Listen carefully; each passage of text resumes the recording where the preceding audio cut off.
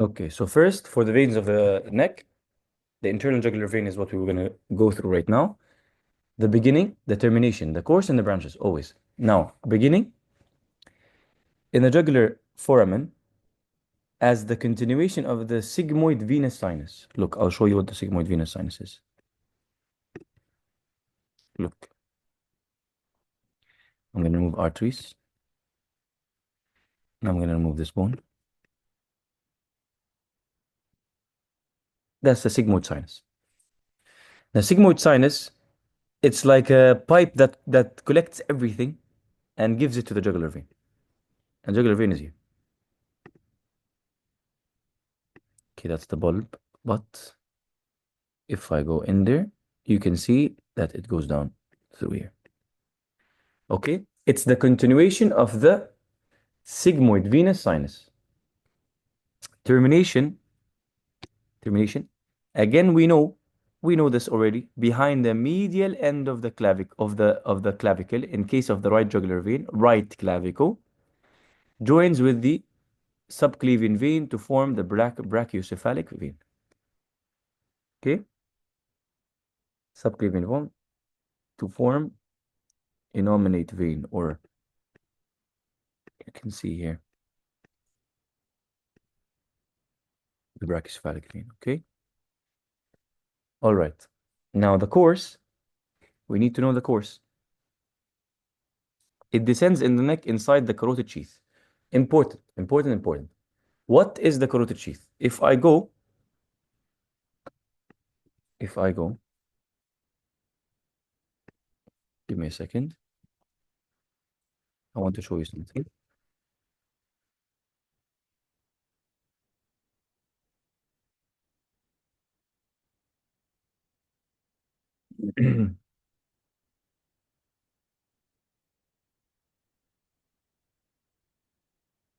You can see,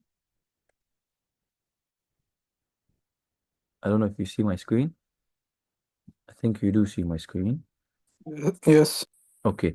You can see that the carotid sheath contains internal carotid artery, internal jugular vein, and vagus nerve.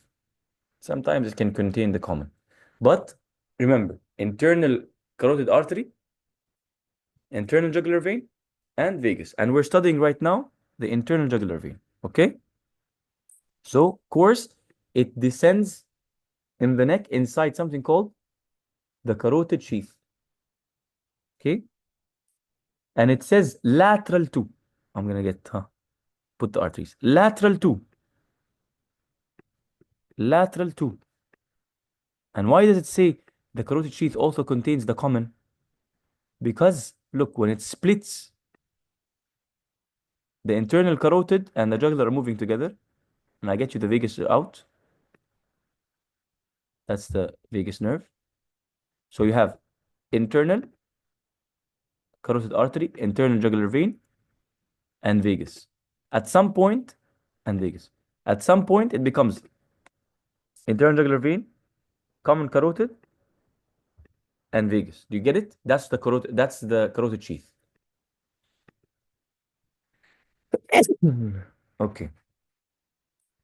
Now, so now it moves. So of course, it moves through the neck from the internal jugular foramen down until it reaches from the sigmoid sinus, sorry, through the jugular foramen down through the neck until it reaches to join with the subclavian vein to form the brachiocephalic vein. Okay, either left or right.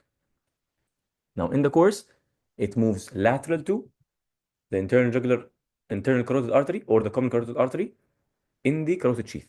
Okay. Now,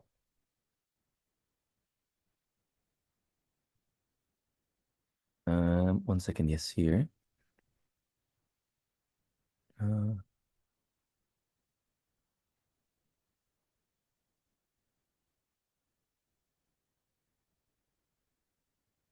it has two bulbs. It has two bulbs. Remember this.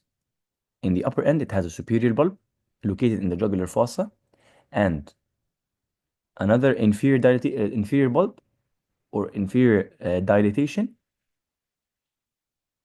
above the clavicle. This is the point that we need to remember. Okay.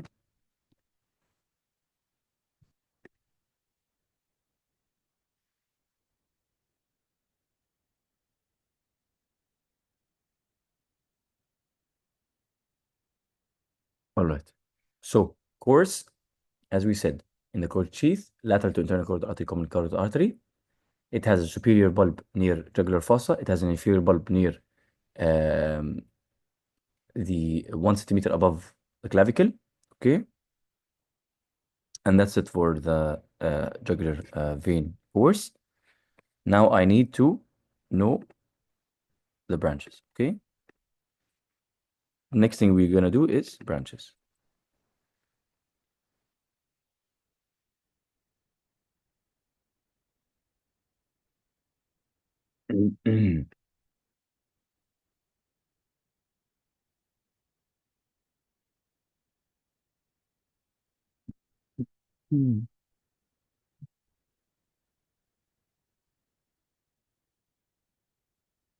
Okay.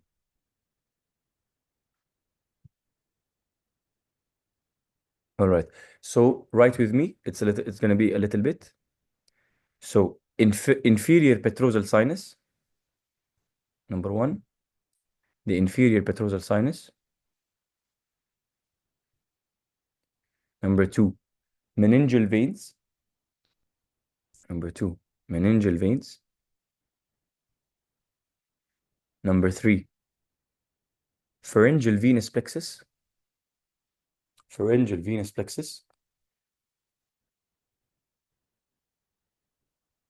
Number four, lingual vein.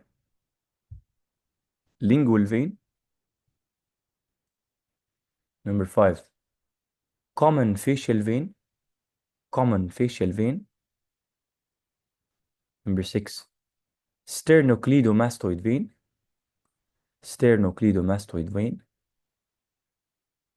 Seven, superior and middle thyroid vein.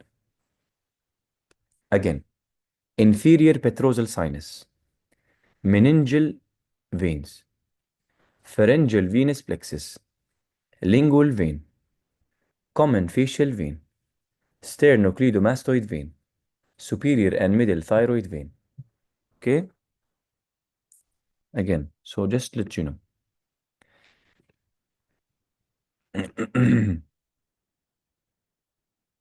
You can see inferior petrosal sinus, meningeal veins. Now, the meningeal veins, they're clearly here.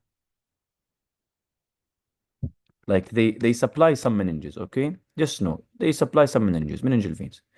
Superior and inferior thyroid, they supply something in the thyroid. Sternocleidomastoid vein supplies the sternocleidomastoid muscle.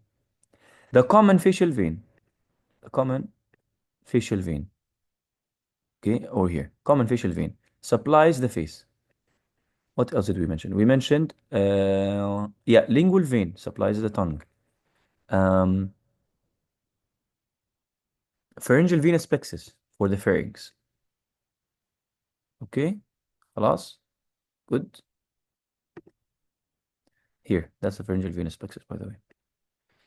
Okay, so supplying the pharynx, supplying the tongue, supplying the face, supplying the sternocleidomastoid muscle, supplying the meninges,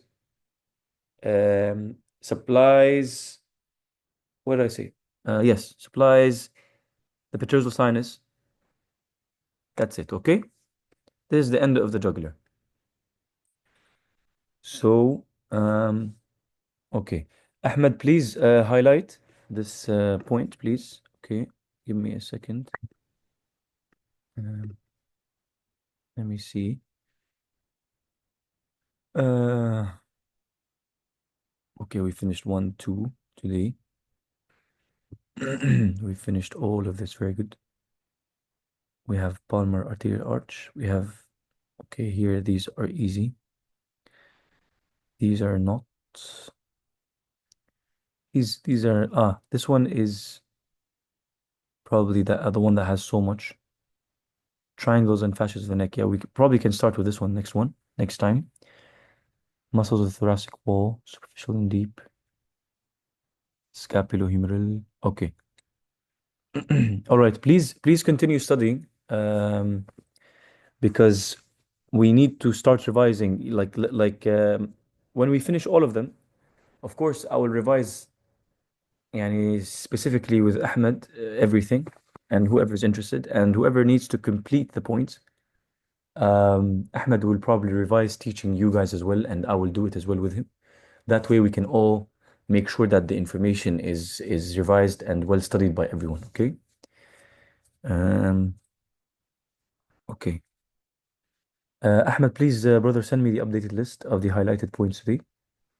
And we'll stop here because it's getting late in your region. And if you have any questions, please shoot me a message, okay?